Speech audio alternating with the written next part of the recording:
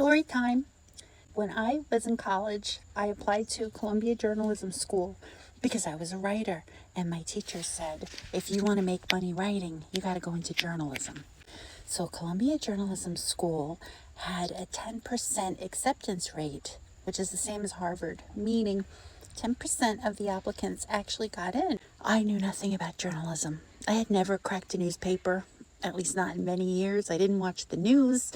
I didn't know anything about current events going on. I was putting myself through college and working full time at the same time. I was lucky if I got to eat during the day. I was lucky if I knew what my name was. I had no idea about world events.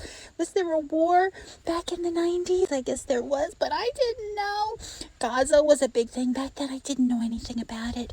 Ask me any kind of current events. I had no idea. Columbia Journalism School had a test, so you could have good grades. You could have a good grad school test scores and everything else. You could have good recommendations. I had all that, but you had to go there and take a test. Test day comes, I go there to take the test. I sit down and I open up the booklet, and I had like 4 questions.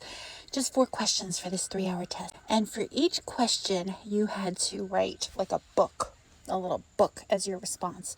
Questions were about current events. I had no idea. I opened up the test book. The first question was something about the Gaza Strip and what was happening in the Gaza Strip. What had changed in the past few years at the Gaza Strip? I didn't know. I was a nonfiction writer. I also wrote some fiction. Well, let me tell you something. I spent the next 3 hours answering each question with the craziest, most outlandish story that I ever heard. Not a single bit was factual. I wrote about the Gaza Strip as if it was a planet.